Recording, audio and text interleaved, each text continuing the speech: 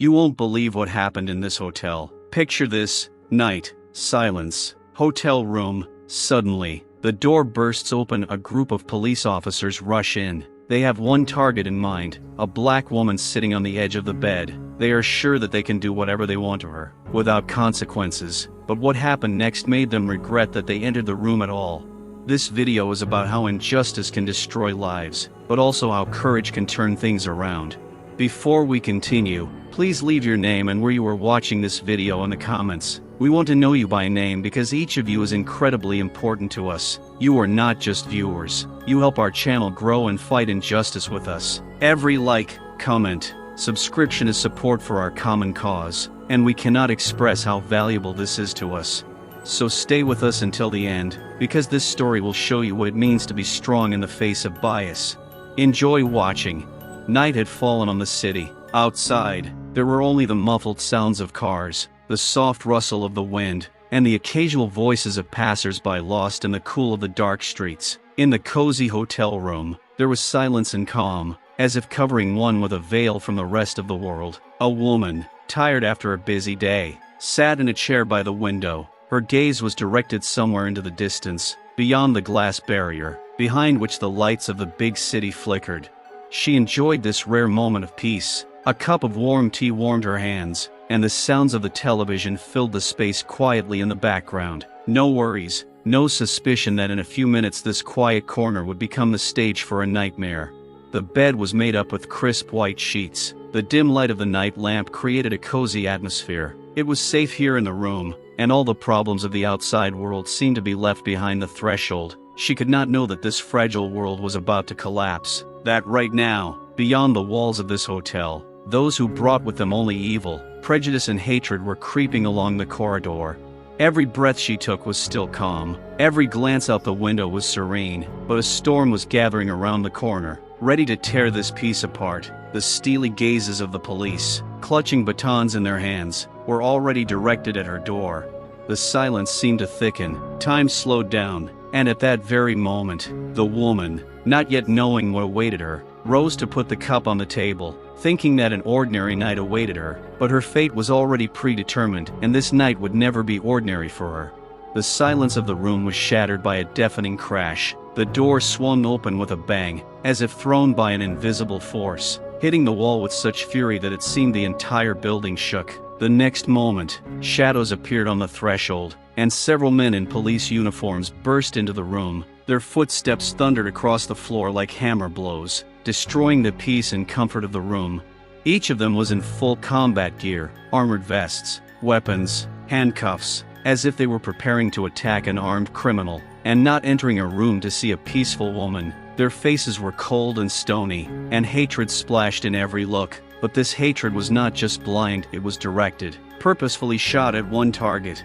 They saw before them not a human being, but an object on which to vent their rage and prejudice. A black woman in their eyes did not deserve even a shadow of respect or compassion. Every step, every thought they took was dictated by a sense of superiority and deep-seated racism. They did not come to ask questions or find out the truth. They came to destroy. The woman, taken by surprise, froze for a moment. Her heart sank with fear, but her face remained calm. The thought flashed through her mind that this was some kind of nightmare from which she was about to wake up. But reality was merciless. These people were not going to stop. "Stand up," one of the policemen shouted, sharp and rough, cutting through the air like a knife. He wasn't just commanding, he was demanding obedience, with the feeling that his orders were legitimate only because he was white and she was not. One of them approached, his fists clenched, his eyes blazing with rage. The policeman didn't look at her as an innocent woman. In their eyes, she was already guilty, not because of anything she had done, but because her skin was a different color. This wasn't just an attack, it was an attack on her dignity, on her right to exist. Her hands began to shake, not from fear, but from adrenaline. She knew that if she made the wrong move, things would get worse, but how could she remain calm when the entire system was stacked against her? In that moment, she realized that they had come here to break her, and that moment, when the door had burst open, was only the beginning of the nightmare. The officers moved quickly and decisively, their eyes gleaming with cold cruelty. One of them came too close, invading her personal space as if he already owned her. His breathing was heavy, like the atmosphere they brought with them. The room, cozy and calm a moment ago, was now filled with fear and tension. Their hands were already reaching for their weapons, their voices were harsh and cruel, and it seemed like they would not stop until they destroyed her completely. The room seemed to shrink under the weight of the police presence. A heavy silence hung in the air, punctuated by occasional sharp commands. Each of these men's faces were carved from stone, not a shadow of doubt, not the slightest sign of compassion. Their eyes, cold and empty, slid over the woman like predators studying their prey before attacking. They didn't see a human being before them. To them, she was just an object, a symbol of something to be suppressed and controlled. Their gazes were filled with contempt, long ingrained in their minds, where every person with dark skin was automatically guilty. "What are you doing here?" One of them, a large man with a shaved head and a powerful torso, stepped forward, his voice like the boom of a hammer. His eyes narrowed, as if every answer she gave was already wrong. This is my room. I'm staying here." Her voice trembled, but she tried to speak calmly. "Your number?" The man grinned, and there was nothing human in his grin. "Too expensive for you, don't you think?"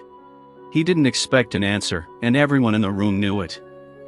The question was rhetorical, an insulting implication that she couldn't afford to be here because she wasn't worthy of this place in their eyes. "Let's stop playing games," added the second cop, slightly thinner but no less cruel in his gaze. He took a step toward the woman, his hands sliding toward his baton, as if to remind her that they had power and authority. "We know you're hiding something. People like you always have something to hide." Her heart began to beat faster. There was hatred in every word, an elusive poison that poisoned everything around her. They did not see a woman in front of them who simply stayed at a hotel. For them, she was guilty, and the reason for their certainty was one thing: her skin was not white. "Did you have the wrong number?" She tried to maintain her composure, although a storm was raging inside. She knew that any wrong move, any wrong word could become a pretext for their further actions. "I didn't do anything, I just—" "Oh, of course you didn't do anything," interrupted the third, standing a little further away, watching with an icy grin. "You always do nothing until you end up in prison. And then you cry and complain that it was all a mistake, right?" "They're all the same," the first one said, not hiding his contempt.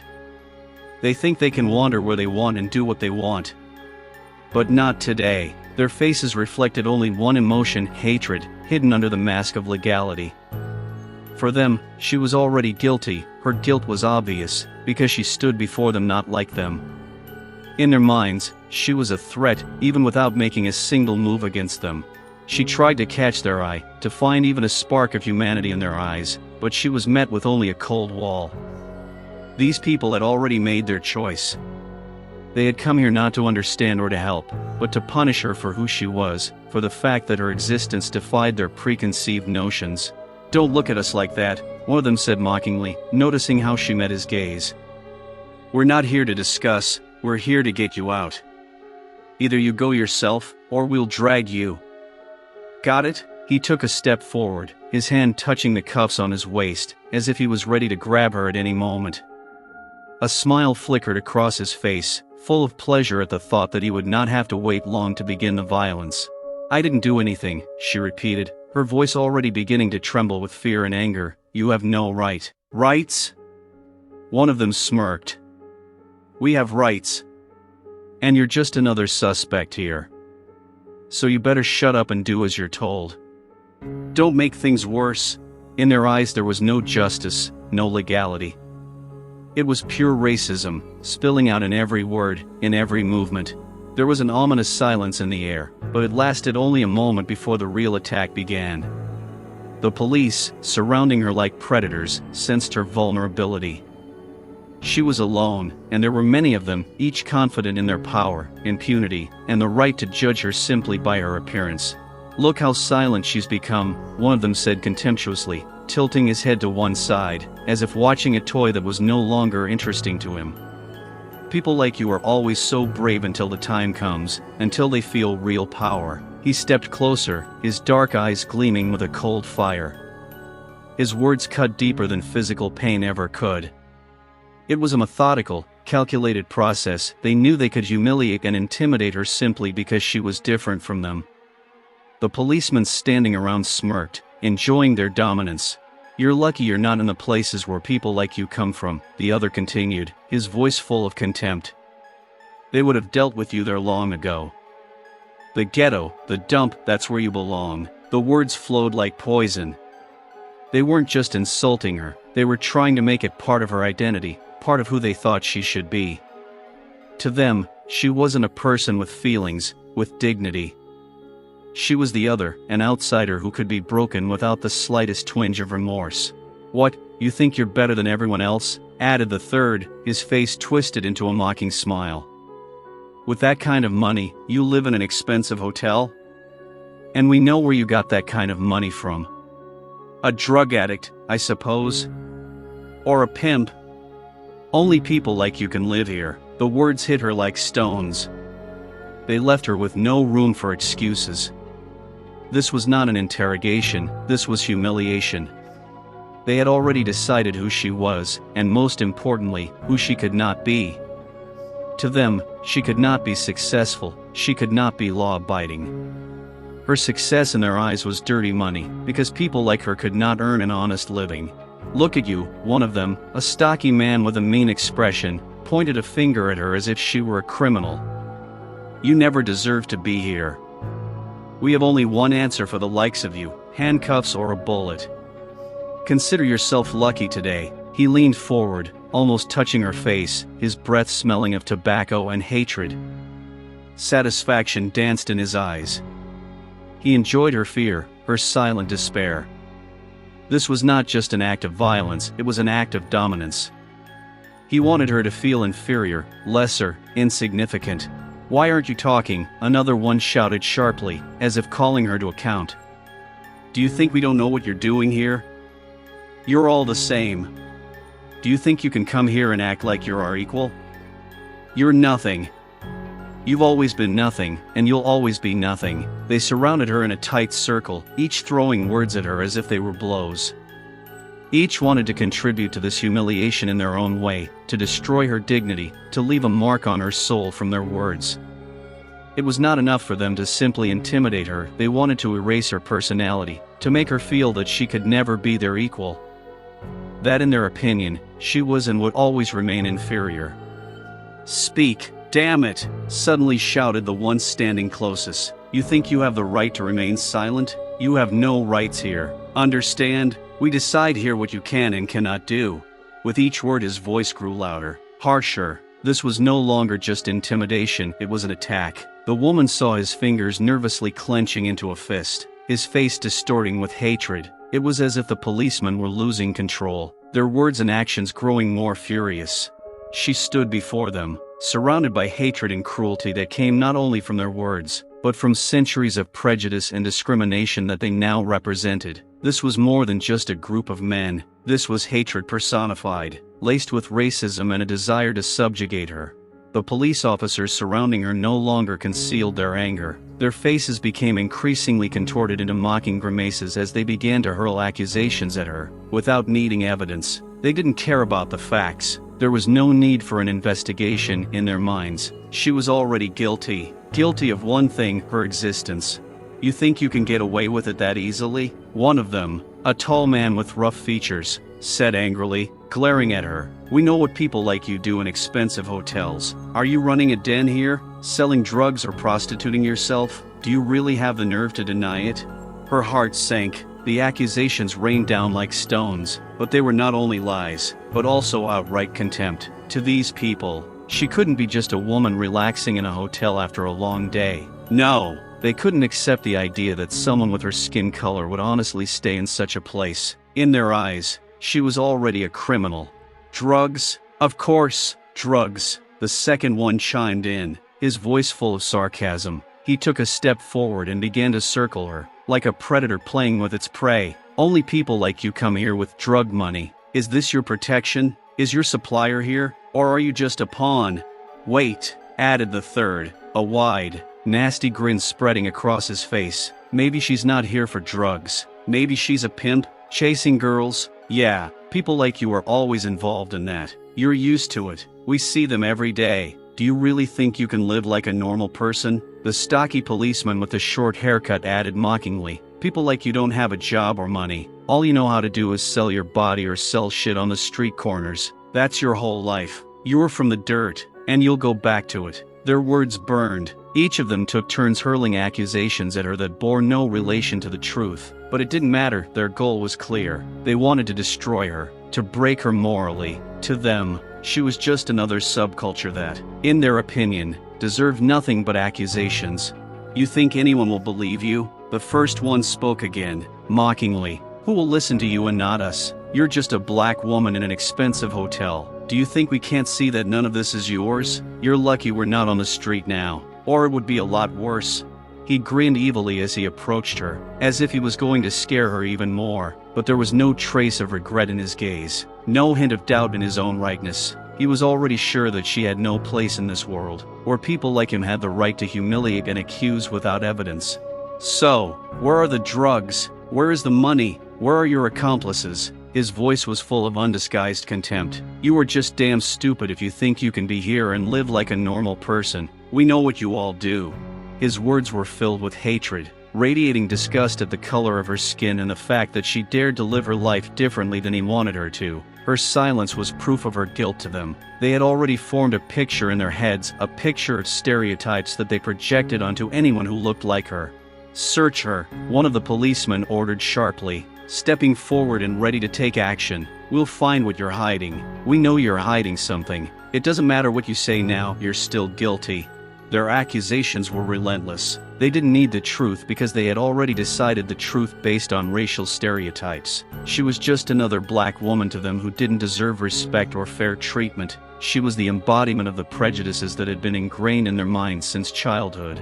She was humiliated not because she had done anything wrong, but because her existence challenged their hierarchy, their system of superiority, and they enjoyed this power, this ability to humiliate her without consequences, because to them her rights did not matter.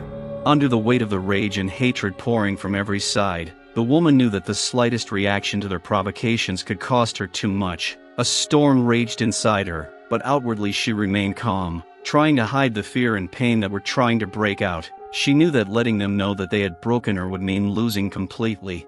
The police continued to circle around her like a pack of predators, their faces contorted in expressions of hatred and contempt. With every step they took, with every word they spoke, the air around her became heavier and more stifling, but she continued to stand, her hands clasped, trying not to let herself flinch. "Oh, look at her," one of them sneered, a rough man with broad shoulders and a hard, dark gaze. "She's trying to look unperturbed. Do you think that'll help you? You're too well behaved for the likes of you. You're always like that when the going gets tough." He stepped closer, his voice dropping to a venomous whisper. He wanted to see fear, despair in her eyes, but she continued to maintain an outward calm, although inside she was seething. "You think you're smarter than us?" growled another cop, his tone thick with menace. "You think if you keep quiet and stand still we'll go away? No, you don't understand. Damn it. You have no right to this place, to this life. People like you were born to crawl, not to walk around this hotel like a queen." He moved closer to her, his eyes boring into hers, trying to break through the invisible wall she had erected between herself and their poisonous words. But she did not give in. Despite all the hatred, she knew that if she broke down, if she started screaming or crying, it would give them power, the power they so craved. "What's self-control?" The third grinned, passing by her and looking at her carefully. "Too calm for a drug dealer or a pimp. You think we don't understand your game? We see right through everything. Girl, we've seen hundreds like you. You're all the same, you pretend to be innocent, and then we find a whole bunch of dirt." "She's just scared," said another, standing a little further away. "Look at her. Yeah, she's trying to act strong, but we all know the truth. You black people are always like that, acting like you're above everyone else, when in reality you're just dirt underfoot. No matter what you wear or where you live, inside you're still who you are." The words were blatantly racist, full of contempt for her skin color, for her heritage. To these people, she was nothing more than a symbol of their hatred. Their stereotypes shaped their reality, and in their world, a woman with black skin could not be honest, successful, or worthy. She was a criminal by default, a criminal simply because her skin color was different from theirs. You know that none of this is yours. The first one spoke again, his voice quiet but full of venom. All of this, the money, the clothes, this hotel, it's all just an illusion. In the end, you'll go back to where you came from, to the streets, to the dirt. That's where you belong. People like you can never rise higher. Their words hit her inner world, trying to destroy her self-esteem, her dignity. They saw her calm and tried to destroy it, considering it a challenge, but she knew that only internal control would help her survive this hell. You won't say anything? One of them asked, tilting his head. Or do you think we'll make a mistake after all? Your tactics won't work. We've seen your kind. You're all the same, all you do is steal, lie, run, and you're no different. She took a deep breath. Every word these people said was laced with hatred. They considered her an enemy simply because she was not like them. She knew that her skin color was synonymous with guilt in their eyes, but she couldn't let them break her. Every time they hurled accusations at her, she reminded herself that her strength lay in her inner world, in the fact that she knew the truth about herself. Despite the mounting pressure, she held on. She could feel the hatred of these people seeping deeper, trying to chip away at her resilience with every word, but she didn't give in. They saw her calm as weakness, and she saw it as her last line of defense. Every word they said was meant to show her that she was nothing, that her place was down there, beneath their feet, but she knew her worth was not measured by their words. With every blow of hatred, with every racist insult, she grew more determined not to let them break her. The situation was heating up to the limit. The police officer's hatred, previously expressed in words, now took on a physical form. The woman felt how the tension in the air became unbearable, how an ominous prehistory was preparing for its denouement. Her inner voice warned danger is near, and here it is on the threshold. The first policeman, the one who had been pressing her so persistently, suddenly came closer with an unbearable coldness in his eyes. In his gaze there flashed not just rage, but something more sinister, a thirst for power, a desire to demonstrate his strength. "How many games do you have to play?" he growled, waiting for the right moment. "You've had enough. We know who you are. It's time you felt it for yourself." Suddenly, without waiting for an answer, he grabbed her wrist, pushing her hard onto the bed. The blow was unexpected. The woman did not even have time to react. Falling onto the soft sheets was perceived as a bitter disappointment. This place where she expected to find peace became an arena of humiliation and violence.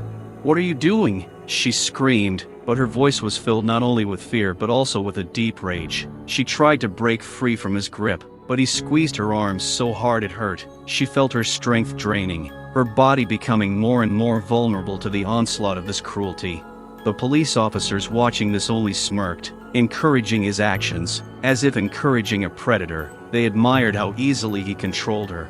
"Yes, just like that," one of them said, his voice filled with quiet pleasure, as if he were watching a spectacular performance. "She gets what she deserves. You didn't think we'd just let you go, did you? You're all the same, strong in words, but defenseless in reality."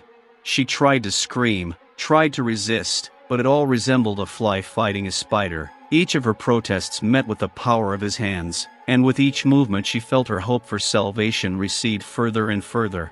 "Stop it! Let me go!" she cried, her voice mingling with panic and anger. She couldn't believe this was happening to her, that her life was turning into a nightmare so quickly. But his hand only tightened around her wrist, as if she were a toy. She could feel his strength growing. As he began to enjoy her humiliation, the despair in her eyes grew. This was not just physical abuse. It was something more terrible. It was an act of power and control, an attempt to show her that she was nothing.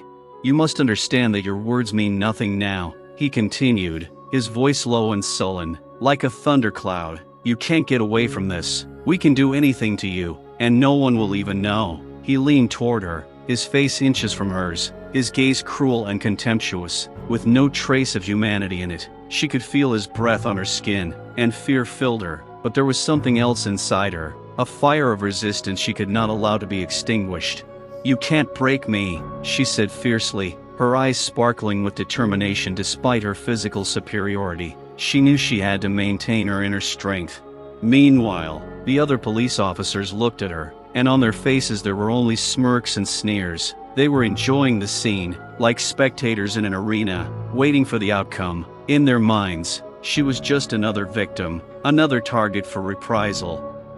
You still think you can resist? He hissed, leaning even closer, his eyes blazing with hatred. What a weak spot. It's time to find out what you're really capable of. The woman felt fear fill her. Every look, every word they said became more and more overwhelming, but she knew she had to fight. She had to do everything she could not to give in, even if it meant facing their cruelty.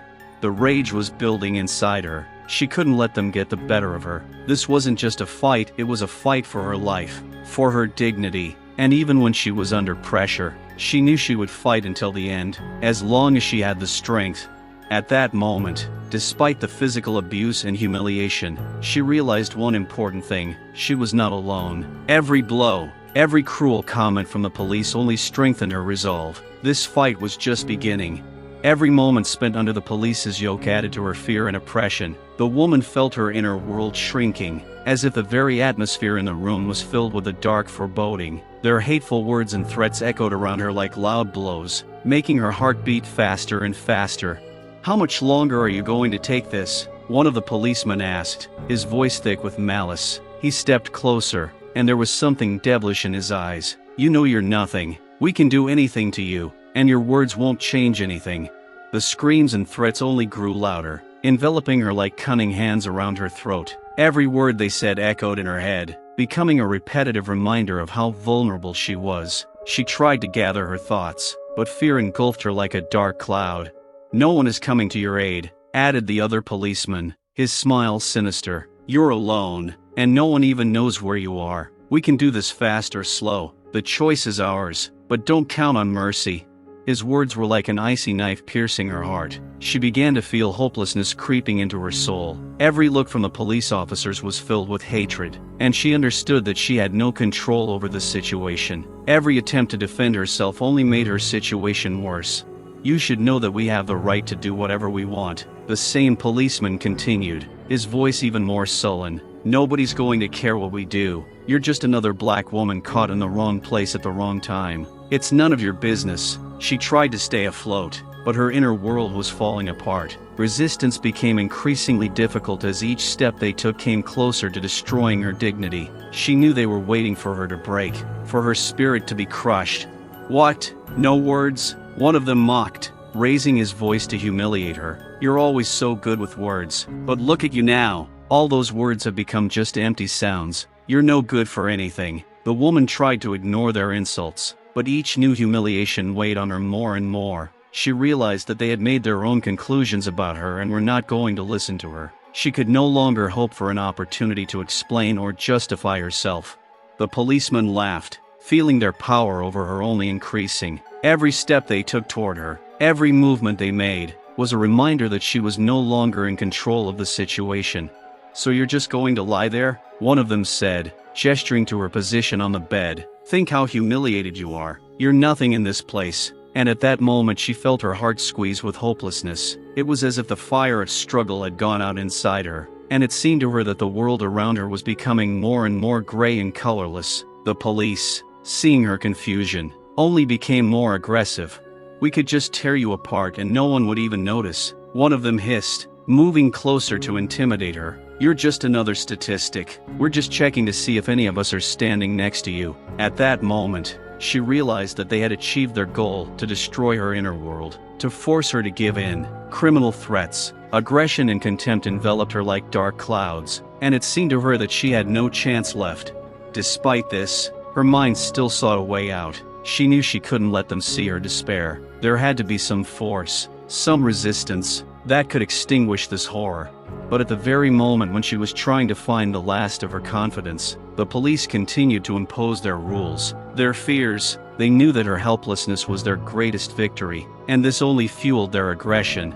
With every word they said, with every move they made, she lost hope more and more. Every word they said was meant not only to humiliate her, but to destroy her. And in that darkness, she could only hope that something would change before they broke her completely. An ominous silence fell over the room, but it did not last long. The policemen began to exchange glances, their eyes sparkling with cruel joy. They felt their power, and the hatred that was in their words, like a steel spring ready to explode, gradually began to burst out.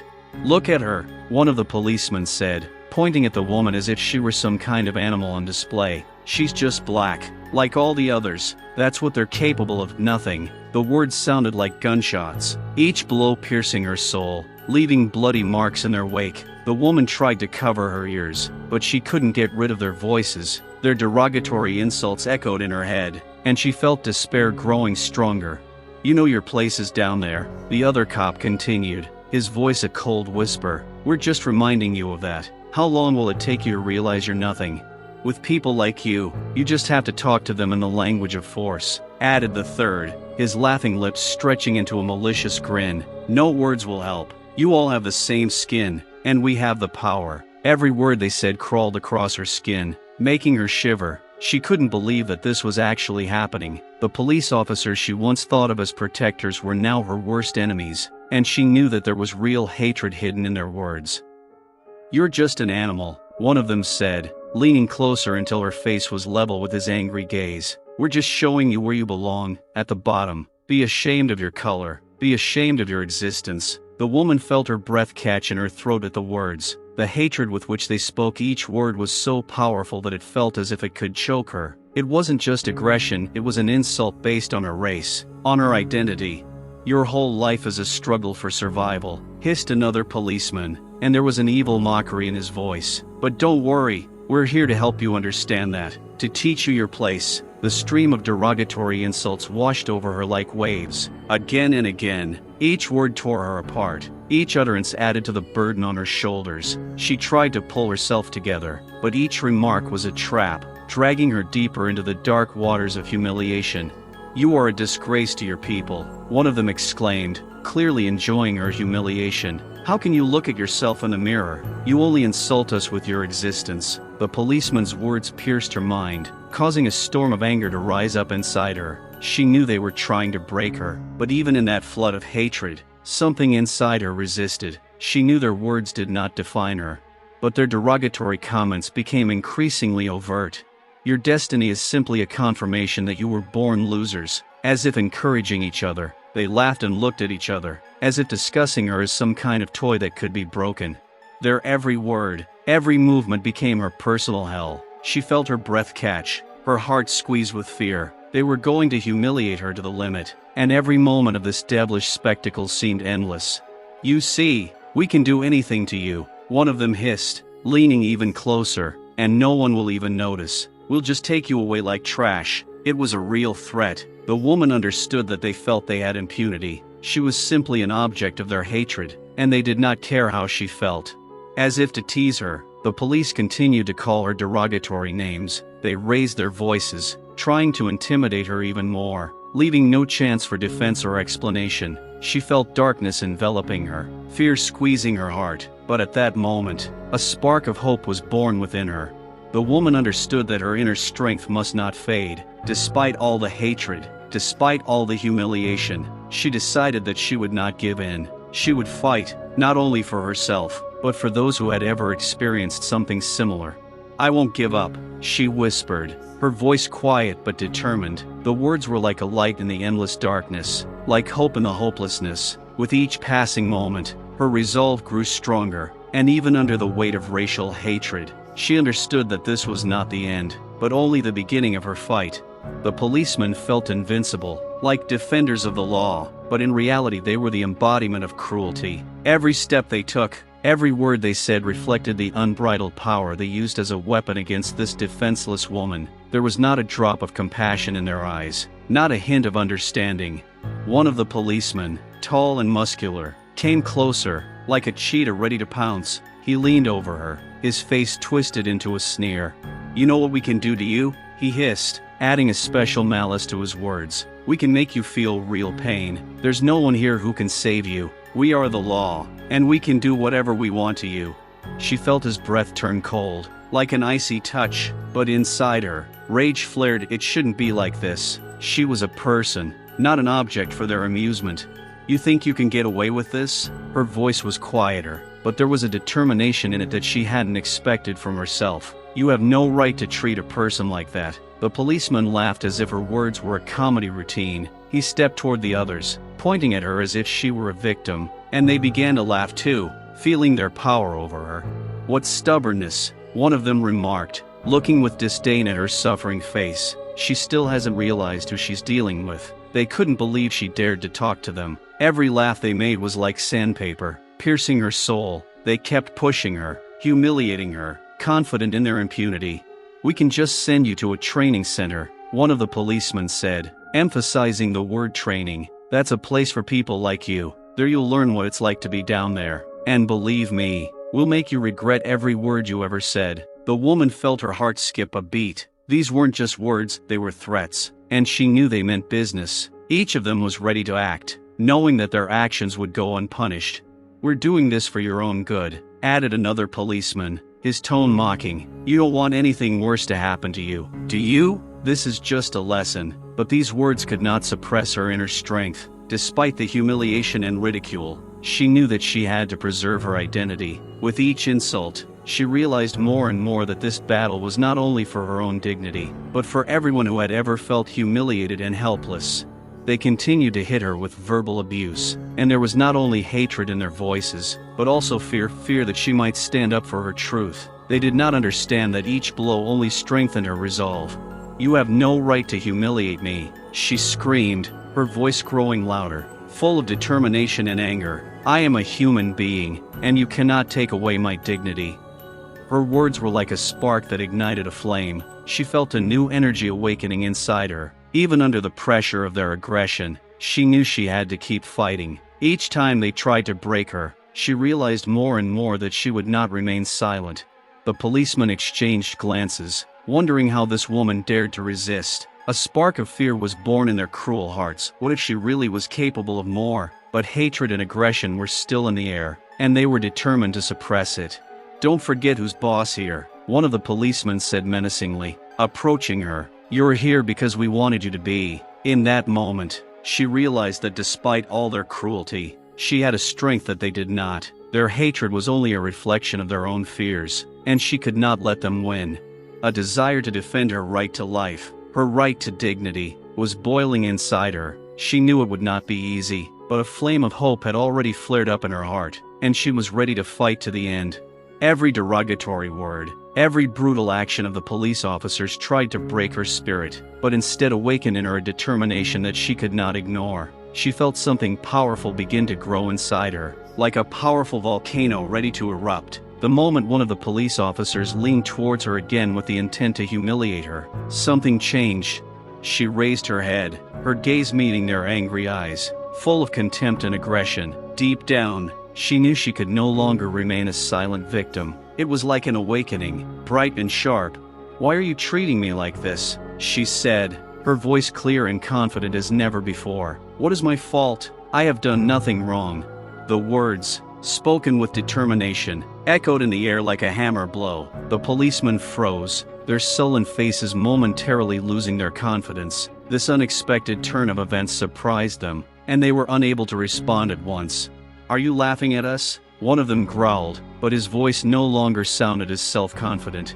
"I'm not laughing," she said, her voice steady. "I just want to understand why you allow yourself to treat me like this. You are the guardians of order, and your duty is to protect people, not humiliate them." She felt her heart pounding, but her determination gave her strength. Her words were like a sword, cutting through the bonds of fear that tried to hold her back. She refused to let them break her, and this was only the beginning. "You think you can just ask us questions?" the policeman continued, his face red with rage. "You're nobody, and we can do whatever we want with you. Who are you to decide what to do with me?" she retorted, feeling the fire begin to flare up inside her. "You have no right to treat a person like that. I'm not a criminal, and you know it." Her confidence and resilience began to change the atmosphere in the room. The police looked at each other, clearly embarrassed by her boldness. This was not just a confrontation. This was a fight for her dignity. "You won't be able to intimidate us with your questions," one of them said, trying to regain control of the situation. "Scare me?" she asked, mockingly. "You were just talking about how you were going to humiliate me, and now you want me to be afraid of you? I'm not afraid anymore. I won't let you take my dignity away from me." Every word she said resonated in her heart like a hammer hitting an anvil. She was ready to fight, ready to stand up for her rights. At that moment, despite all the hatred, despite all the cruelty, she felt that she was beginning to take control of the situation. The police, still smirking, began to realize that their power over her was not as unshakable as they had thought. She was not just a victim, she was a person who was beginning to fight back. "You still don't understand that there is power behind your words," said another policeman, his voice growing grim and menacing. "But you will learn." "I've learned," she said, and there was a challenge in her voice. "I've learned that you can't remain silent when you're being humiliated. I've learned that true strength isn't just physical might, but the ability to stand your ground even when everyone is against you." This moment was decisive. The woman realized that now was the time to show her inner strength. She could not allow herself to break down, and her confidence began to shape a new reality. The police felt their confidence begin to wane. They could no longer just mindlessly mock her as they had done before. She was no longer just an object for their amusement. She was a person who was ready to fight for her rights. With every word she spoke, they were losing control, and it filled her with hope. She knew that the fight was just beginning, and her voice would be a weapon in this unequal battle. She would not just survive, she would fight for her truth and for those who also suffered from their cruelty. As if in response to her inner strength, the room suddenly became cold. The hatred that had been in the air noticeably weakened, and in that moment she realized that her struggle was not in vain. She was ready to continue the battle, despite all the obstacles that stood in her way. The police officers were filled with excitement and rage, and despite their initial confidence, they began to realize that they had lost control of the situation. Every word the woman uttered was like a sharp sting, making them nervous. They had not expected that she would dare not only to answer, but also to challenge them. This aroused their aggression, and soon the room was filled with an atmosphere of tension that was almost tangible. "You still don't know who you're talking to," one of the policemen growled, his voice menacing. He stepped closer, clenching his fists as if he was going to punch. "We can make you pay for what you said." She saw his face turn red with anger, and it only spurred her determination. A new feeling arose inside her. She couldn't let them break her. Despite the fear rising in her throat, she forced herself to stand up straight. "You may try to intimidate me, but I will not give in," she said with defiant calm. "I am not the only one who feels your hatred. I know that there are people who will stand up for the truth." Her words once again angered the policeman. One of them, a short man with a permanently frowning face, could not stand it any longer and stepped forward. He leaned toward her, his breath sharp as the hot air in the desert. "You talk too much," he hissed. "We will not tolerate your attempts at resistance. We are the law, and you are a criminal." This insult was the last straw. She was not a criminal, she was a victim, and this unbroken spirit of hers became a symbol of the fight. With each passing moment they became more aggressive, which gave her the strength to continue. "The law is not who you are," she said, and there was a firmness in her voice. "The law is supposed to protect people, not humiliate them. If you think you are the law, then act accordingly." Her words seemed to strike the police officers like lightning. They began to lose control of their emotions, their looks becoming more and more angry and aggressive. The tension in the room was growing, and the woman could feel their anger filling the space, like an ominous cloud about to burst into a storm. One of the policemen stepped back and cursed, his voice radiating fury. "Enough!" he shouted to his colleagues. "We need to subdue her. She doesn't understand what we can do to her." The others began to look at each other, and as if they had all come to the same decision at the same time, they began to approach her. She knew that this was the moment when she had to take responsibility for her words and her actions. She couldn't let them undermine her resolve. "You think your strength will make you right?" she asked, her voice now a bell ringing in the silence. "But it doesn't. True strength is when you can protect people, not mock them." The police stopped, and the air was tense. They didn't know how to respond to her words. This was more than just a conflict, it was a clash of ideologies. The woman stood before them not as a victim, but as a symbol of resistance, and it threatened to destroy their illusion of power. Meanwhile, one of the police officers, the one who had not been brutal to begin with, suddenly began to realize that the situation was getting out of hand. He looked at the woman and saw something more in her human dignity that they had not given a chance. "Maybe we should stop," he muttered, but his words were trampled by the others. "She has no rights," one of them shouted. "We have to show her who's boss." At this point, the police officers' rage reached its peak. They could no longer distinguish where their role as guardians of order ended and where their personal hatred began. But the woman, feeling this growing aggression, gathered all her strength. I'm not a criminal, and you have no right to treat me like this," she screamed, her voice like a crack of thunder. "You're supposed to be here to protect people, not humiliate them." At that moment, the police officers felt their confidence begin to crumble. A wave of discontent was washing over them. They had lost control of the situation, and this knowledge filled them with fear. Fear that they could lose everything: their power, their privilege, their role in society.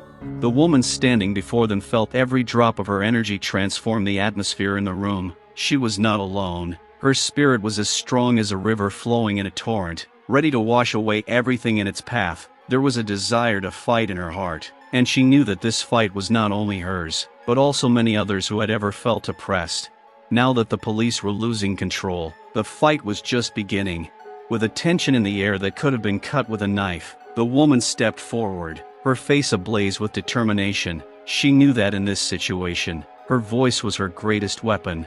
"I know my rights," she screamed, her words echoing around the room like thunder. "I won't let you break the law. I'm not a criminal, and you can't treat me like someone you can manipulate with impunity." The police looked at each other, their confidence beginning to waver. This wasn't just a woman in trouble. This was a woman who knew her rights, and her courage left them confused. They were used to impunity, to the fact that the people who came to them usually didn't stand up to them. Now they were facing a man who wasn't going to give in.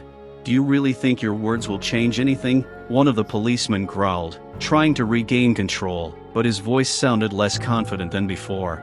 "Yes, I know that," she replied, without looking away. "I know that according to the Constitution, I have the right to protection and fair treatment. Your behavior is a gross violation of these rights." Her words were filled with fire and passion, and they seemed to begin to clarify the confusing situation. The police, noticing her confidence, began to feel their own positions weakening. They found themselves in an awkward position, confronted with a person who not only understood the law, but was willing to fight for his rights. "You're just talking," muttered the other cop, his voice shaking with irritation. "You have no evidence. We can do anything to you. You do whatever you want," she replied, her voice firm. "But I will not remain silent. I am going to seek justice, and all your threats will not make me run away." Her determination was like a fiery torch, illuminating the darkness that enveloped the room. Words began to fill the space, causing the police officers to become internally distraught. They could not accept that someone standing in front of them could challenge them so boldly. "We know what to do with the likes of you," one of them said, but his confidence had already wavered, and he could not pronounce the words with the same strength. "And how?" she asked, smirking. "By intimidation? By threats? You cannot break me, because I stand for the truth."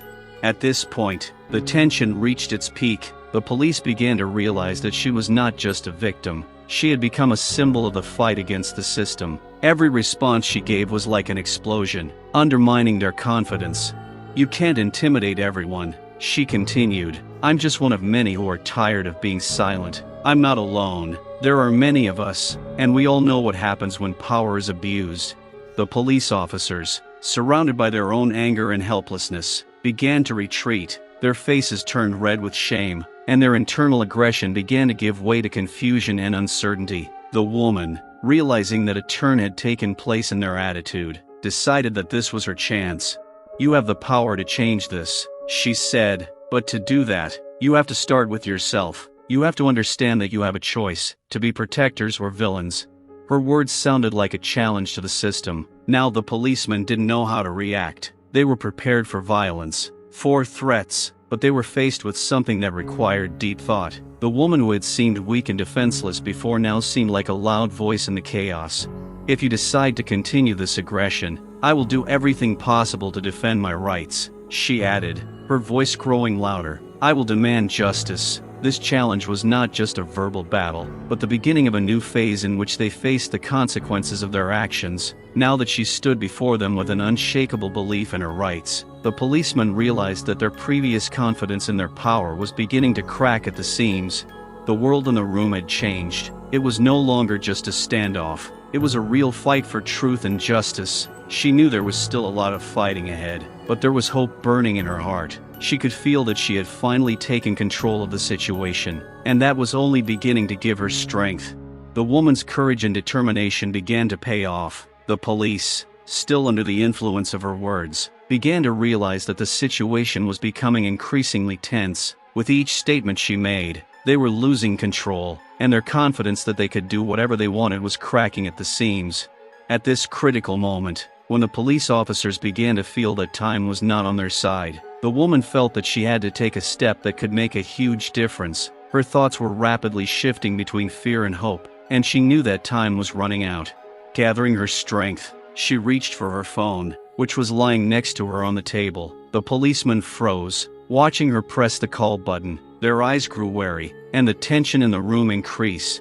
"What are you going to do?" one of the policemen shouted, his voice full of alarm. "Put the phone away. I have the right to call," she replied, not taking her eyes off the screen. Her voice was firm, but inside her there was excitement. She knew that this call could be her last hope for help.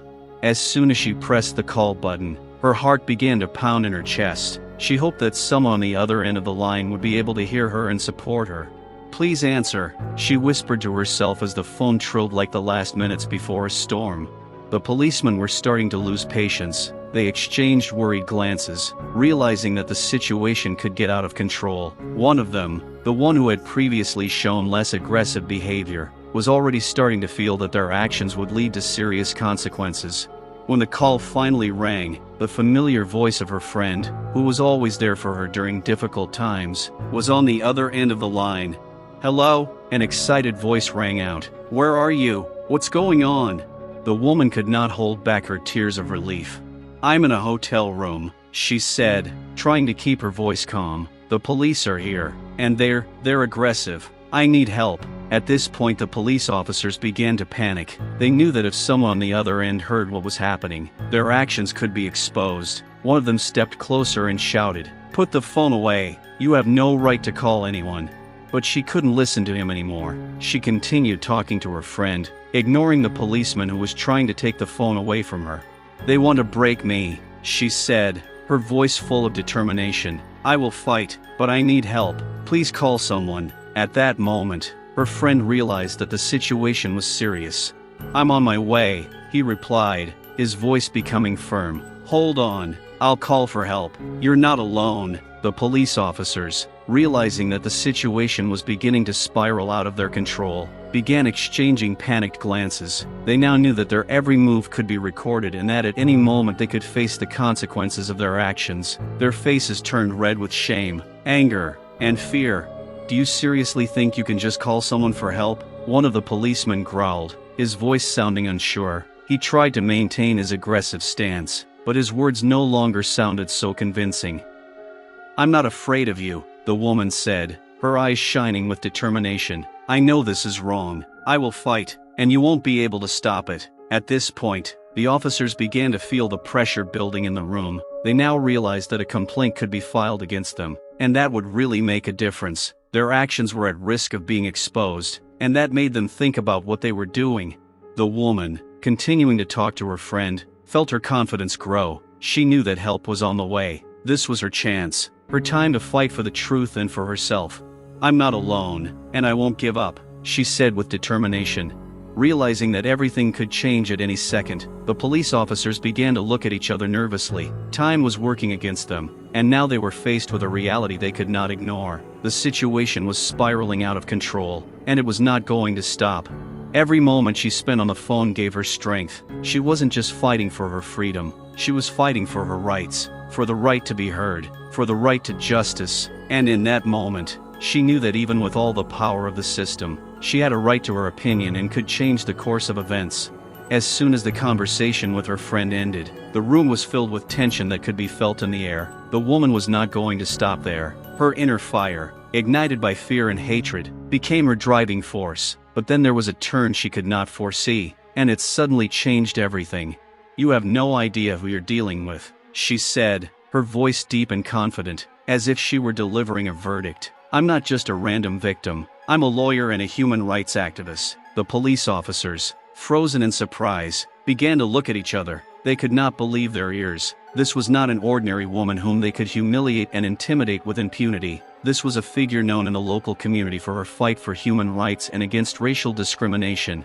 "What?" one of them muttered, his voice a whisper. He didn't know what to say, and there was worry in his eyes. Are you kidding me? No, she said with cold determination. I am not joking. My job is to protect those who have been wronged, and I need to do so now. I know all the laws, and you are breaking them now, as well as your own oaths. Her words became stones with which she shattered their confidence into pieces. The policemen began to glance nervously at each other, realizing that their actions could have far-reaching consequences. Now they were standing in front of a woman who could not only garner support, but also open a case against them.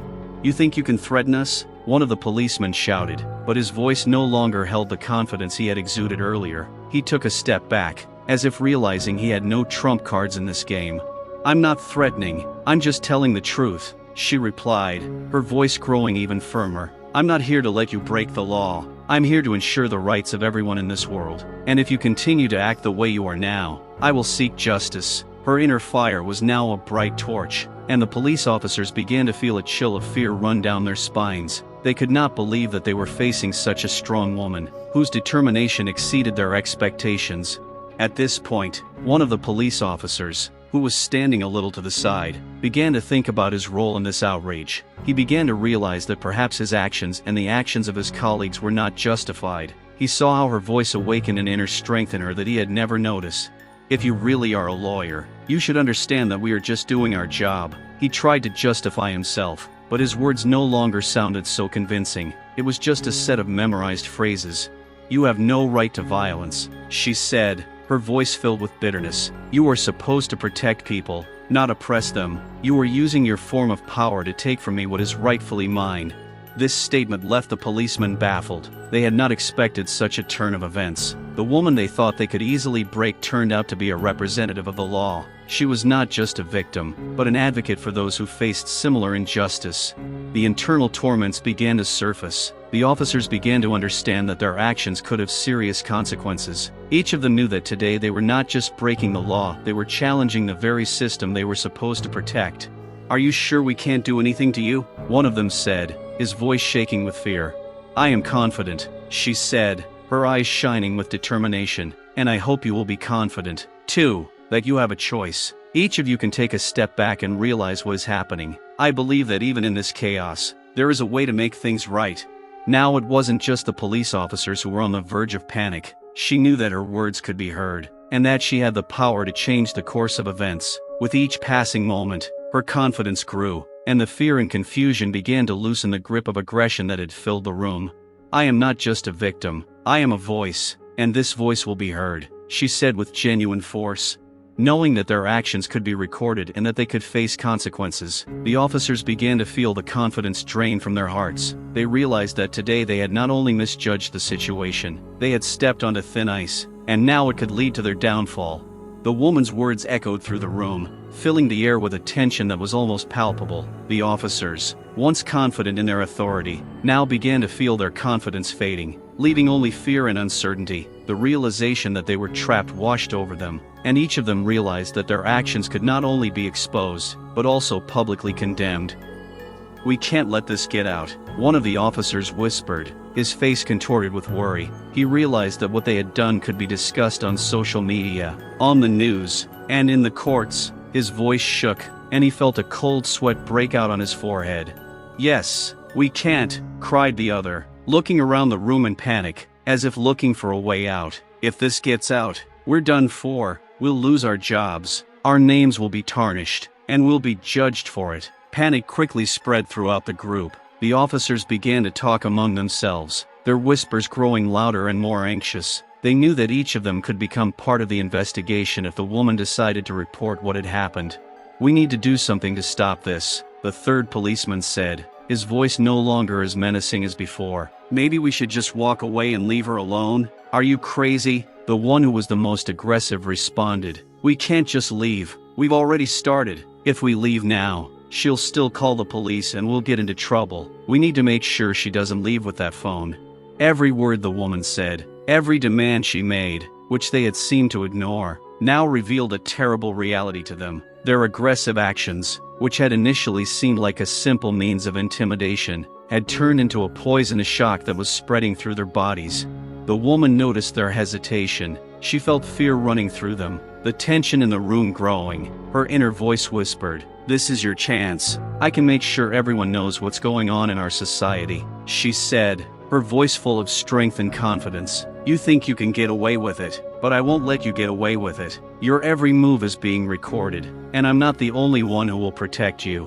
The officers exchanged glances, and in their eyes there was a realization that their actions could be recorded not only on a phone, but in the memories of the people who had witnessed their hatred and aggression. They understood that everything they did was now part of a larger story, a story that could destroy their careers and ruin their lives.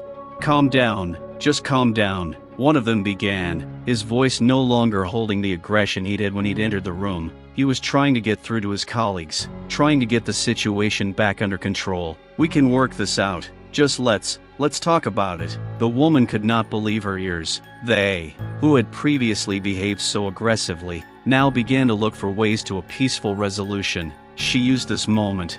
"Talk? About what? About how you hurt me, humiliated me, and threatened me? Or about how you tried to take away my right to protection and respect?" Her voice was sharp, and there was no room for compromise. "I will not let you get away with this." Panic was mounting, and each officer knew they were facing a woman who could not only tell her story, but also stir up public anger. If she decided to act, they would not only lose their jobs, but they would also become part of a public trauma for which they would be judged. "We should call the station," one of them suggested, his hands shaking as he tried to regain control of the situation. "We should tell them we need backup to sort this out." The woman felt her time was coming. She was not going to leave the situation to its own devices.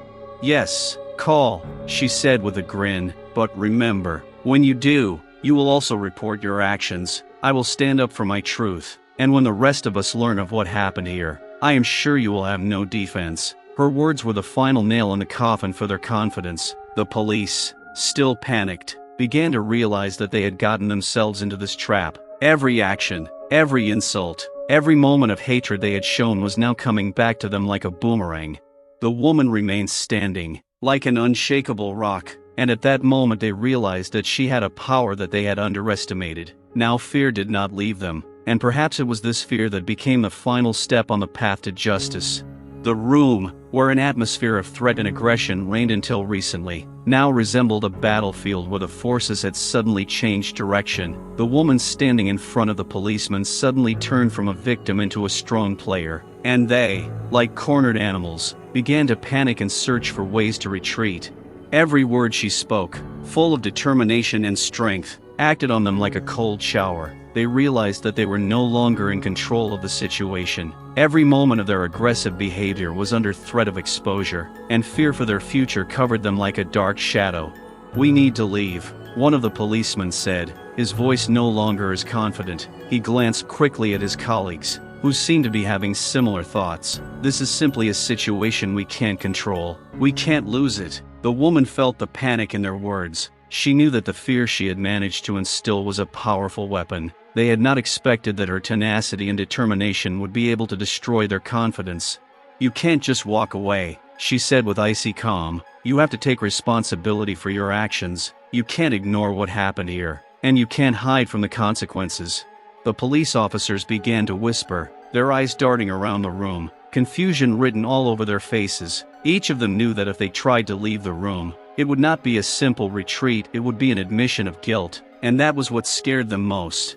"Maybe we should call for backup," one of them suggested, but his words were full of uncertainty, and he knew that support would not bring them any advantage in this situation. They would only make things worse for themselves, raising more questions to which they had no answers.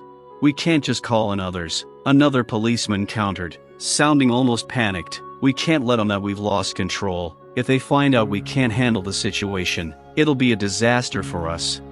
The woman, seeing how they were getting confused, decided to continue the pressure. "All you have to do is admit your guilt," she said, her voice quiet but full of authority. "I know you understand that your actions are indefensible. You need to be honest with yourself and with society." This appeal to conscience sent shivers through the police officers. They were still in shock from the realization that they had found themselves in such a vulnerable position. Every action they took now caused fear, and this fear forced them to look for a way out. "This isn't how we planned it," one of the policemen said, his face twisted with the fear and hatred that had now replaced his previous confidence. We need to collect our thoughts and decide what to do next. The situation had indeed turned around. The woman they had tried to humiliate was now in control of the events. She had become not only a voice of truth, but also a symbol of hope for many. Her determination penetrated hearts, even the hearts of those who had previously not thought about their actions. Suddenly the police began to back off, their initial aggression dissipating, and they realized that their own words and actions had created an intractable crisis. Now they had not just misjudged her, they had profoundly misjudged themselves and their power. "Let's just leave," one of them said, as if trying to find a last-minute solution. "Let's stop this madness and leave before it gets any worse." The woman, realizing that their fear was becoming her advantage, said, "You can leave, but only if you realize that your actions were wrong. You need to understand that such behavior should not go unpunished." With every word she spoke, the police officers began to realize that they couldn't just walk away from this incident. They knew that they now had to take responsibility and answer the questions they were forced to ask themselves. They, once confident and full of hatred, now stood in confusion, pondering their actions and the consequences that would inevitably follow. This woman had shown them that they could not go unpunished, and their aggression was now turned against them. And finally, with the realization of their vulnerability, the police officers slowly began to retreat. But not just physically, they began to think about their actions, what exactly they had done, and how it would affect their lives. When the hotel room doors finally closed behind the police officers, the room was silent. The woman stood alone, her heart pounding with adrenaline, her thoughts racing. Despite the physical and emotional wounds, she felt something new awakening within her. This wasn't just survival, it was a triumph of the spirit. With difficulty, she gathered her thoughts, raised her head and looked into the mirror hanging on the wall. Her face reflected fatigue, but there was a fire burning in her eyes. Every time she remembered the humiliation and cruelty she had faced, that fire burned even stronger. A powerful sound resounded in her chest. It was an echo of a fight that was not yet over. The woman realized that her resilience and courage had become a symbol of resistance to racial discrimination, the very injustice she had long sought to expose. This night was just one of many in her life, and although she had suffered heavy blows, she now had the opportunity to become a voice for those who could not or did not know how to resist. She took a slow step toward the phone, her hands still shaking from the experience. After she dialed the number, she leaned against the wall and took a deep breath, trying to calm her nerves. She knew that this call could change her life and the lives of many others. "Hi, it's me," she said when the line answered. "I need to tell you what happened. I was attacked, but it's not just an attack, it's an attack on our rights. I can't keep quiet about it." At that moment, she felt her voice grow more confident. Every word she spoke was filled with determination. She knew that her story would not only be her own experience, but also part of a larger struggle. With every word, she gathered strength, not only for herself, but for everyone who faced similar situations. After speaking with the lawyer who had supported her for years, she felt that her courage had not gone unnoticed. She was ready to rally everyone who needed help and protection. She was not going to give up. Instead, she was preparing for a fight for justice and equality. The next day, she went out into the streets of the city, where a group of people had gathered to support her. Their faces expressed determination, a willingness to speak out against injustice. They had come to hear her story, to understand what had happened, and to unite in the fight for their rights. The woman became the rally's talking point, and her words echoed throughout the city. She shared her experiences, speaking openly about how her life had been put in danger by hatred and bias. Her story ignited the hearts of others, raising questions that had gone unanswered for too long. "We can't stay in the shadows any longer," she said, her voice full of passion. "We must stand together and fight for justice. I can tell my story, but I need your support to make it possible. Our strength lies in unity." The crowd, including journalists and local activists, began to applaud, their support louder than ever. The woman felt her spirit rise, and looking at the people around her, she realized that her fight had not been in vain. She had become part of a movement that would grow stronger with each passing day. And though it was only the beginning, she knew that her triumph was not just a victory over police aggression, it was the beginning of a new era, an era in which everyone's voice would be heard, and racism and discrimination would be met with determined resistance. With her head held high and her heart full, she walked forward, confident that her courage would be the beginning of change. There were many challenges ahead, but with each step she became more determined. She knew that they were not alone. They were part of a larger movement, and together they could change the world. It had been only a few days since the woman had decided to tell her story, and she was already beginning to feel her courage bear fruit. Local media had taken her case under their wing, covering the incident with unrelenting interest. Every newscast, every newspaper article was filled with her story and anger at the systemic injustice she had faced. Meanwhile, the police officers who had intruded into her life that fateful evening began to realize that the actions they had taken would not go unpunished. An internal investigation initiated by the police department was launched with unprecedented speed, and rumors began to reach them about how their actions had been perceived by the community. Every morning, one of the police officers, Derek, woke up with a heavy heart and a pressure on his chest. He had an overwhelming feeling that his career was coming to an end. His colleagues, with whom he had once had fun, now avoided his gaze. They knew that soon everything they did would be investigated, and that day would not be long in coming. "We didn't do anything like that," he told his partners, but his words were becoming increasingly unconvincing, even to himself. Deep down, he felt that all this was too cruel, and fear began to creep into his consciousness. The Internal Security Service began interviewing witnesses, collecting evidence, and each of the police officers were sent notices of appointment for questioning. They were forced to appear before the investigators, and this time there was no room for intimidation or aggression. On the same day the investigation began, the woman was approached by representatives of the local Human Rights Department. They offered her the opportunity to meet with a legal team willing to support her in her further actions. The woman understood that her case was not only her personal fight, but also the fight of all those who are oppressed. Meanwhile, police officers began to realize that they were the target of public condemnation. Every day, protests were held on the streets of the city, where activists demanded justice and accountability for those who break the law. As investigators began to gather evidence, they discovered shocking evidence: surveillance footage from hotel hallways, testimony from other residents who heard screams and noise, and recordings of conversations that took place that evening. With each passing day, the case became increasingly grim for the police. It is not surprising that when they gathered for questioning, each of them had a worried expression on their faces. The interrogators, possessing unwavering determination, asked questions to which they had no ready answers. "How can you justify your actions against a woman when you had no reason to attack her?" one of the investigators asked, her voice cold and confident.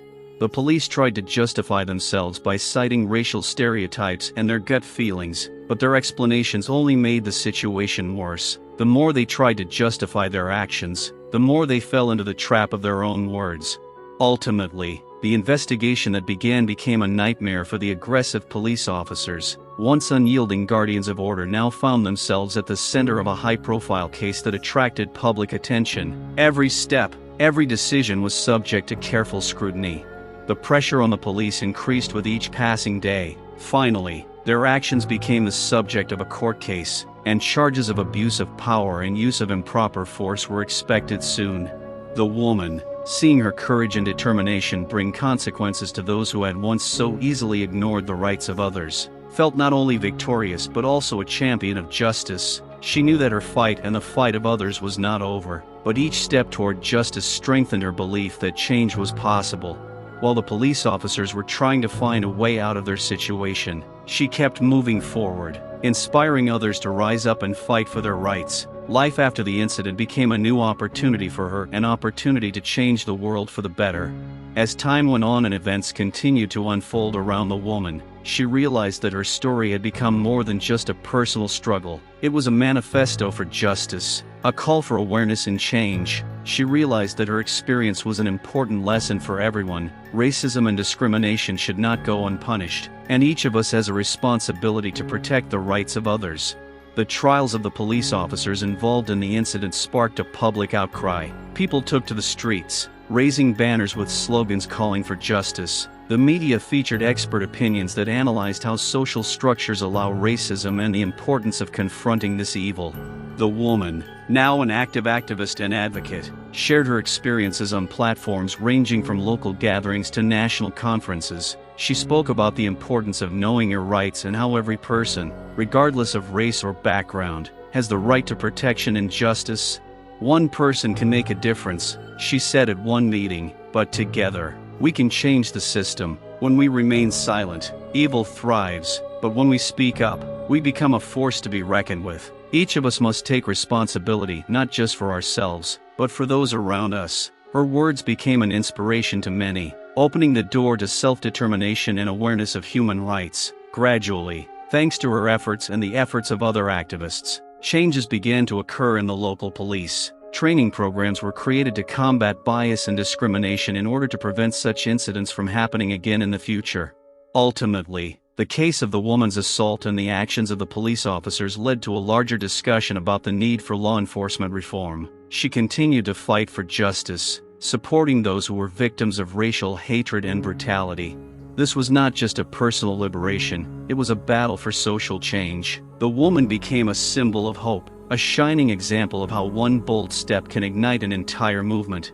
People began to understand that standing up to the system wasn't just about protecting yourself, it was about supporting others who might not have the same opportunity. She inspired new leaders who would continue her legacy, strengthening the community and uniting efforts to fight for equality. So, the story of this woman, her courage and determination, became a lesson for all of us. It reminded us that each of us has the power to change the world. Every voice matters, and every act of resistance is a step towards justice. Racism should not go unpunished. This story is a reminder that we must fight for our rights and the rights of others. It inspires us to believe in change and take action when necessary. Ultimately, unity, understanding, and activism are the tools that will help us build a world free of bias and hatred. And when one person decides to speak out, he starts a chain reaction that can change an entire society. This lesson will stay with us forever. Dear viewers, it is very important for us to know your opinion about this story. What do you think about how events are developing? Have you ever experienced racism or bias in your life? Your thoughts and experiences are very important to us, and we value each of you. If you like the story, don't forget to subscribe to our channel and like it. It really helps us to develop and create new interesting materials for you.